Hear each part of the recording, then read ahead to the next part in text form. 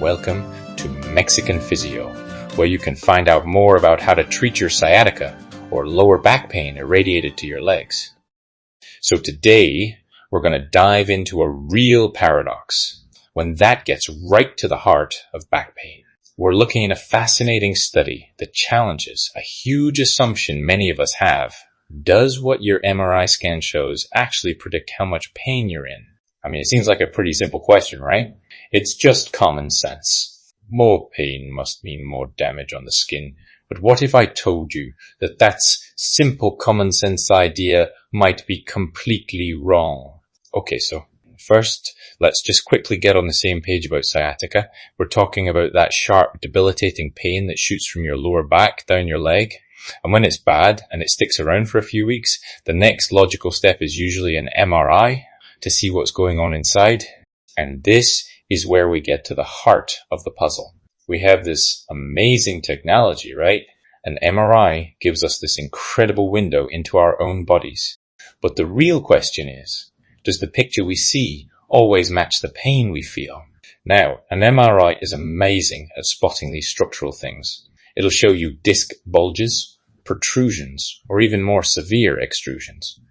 It picks up on degeneration, that wear and tear and stenosis, which is just a narrowing of the spine. These are the classic culprits doctors are looking for. But, and this is a huge but, the study points this out right from the get-go. Tons of people walking around with absolutely zero pain have these exact same things on their MRIs. So, if the so-called damage doesn't always equal pain, what is going on? So, to dig into this mystery, the researchers decided to look at it from a totally different angle. Instead of just relying on that static picture from the scan, they looked at something dynamic.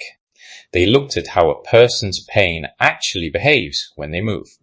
They used something called the McKenzie method. The key to get here is that this has nothing to do with what your scan looks like. It's a functional test.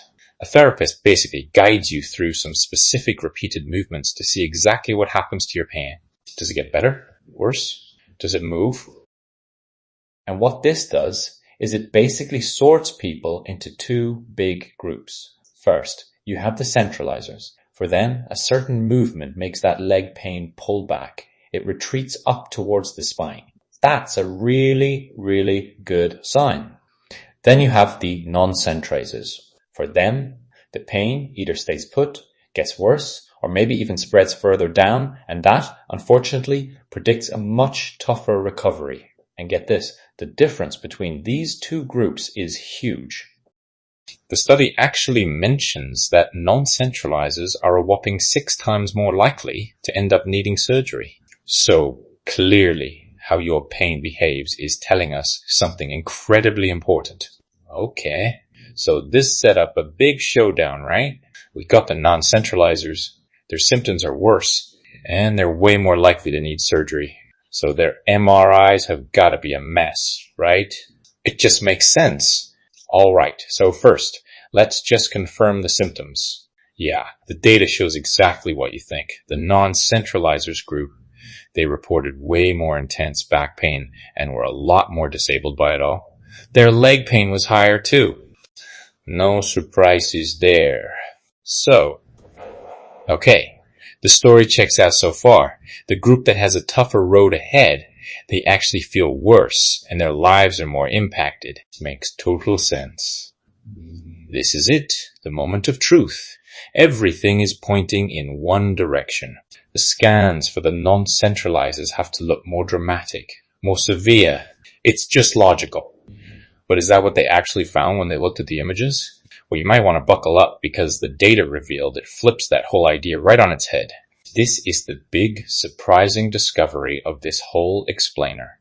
Just look at this. These centralizers, remember? That's the group with less pain and a better outlook. They actually had more severe signs of physical issues on their MRIs.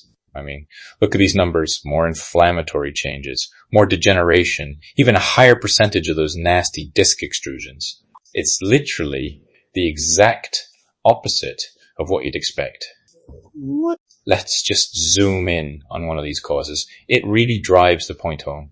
These are called modic changes, and they are linked to inflammation and degeneration in the actual bone of your spine. 63% of the better group had them, but only 43% of the worse group did. The group that felt better actually looked worse on the scan. Wild!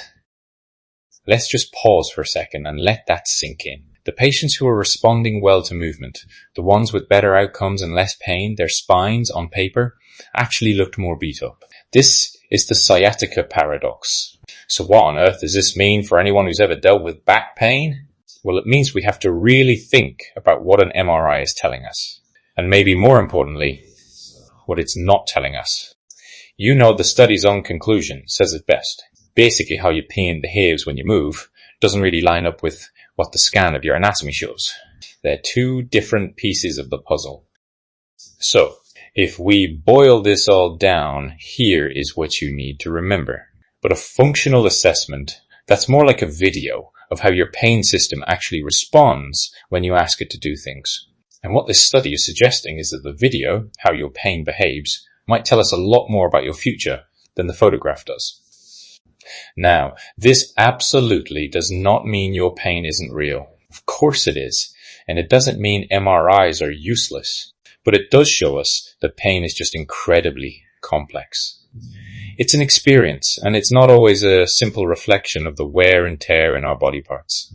And that kind of leaves us with this one big idea to chew on.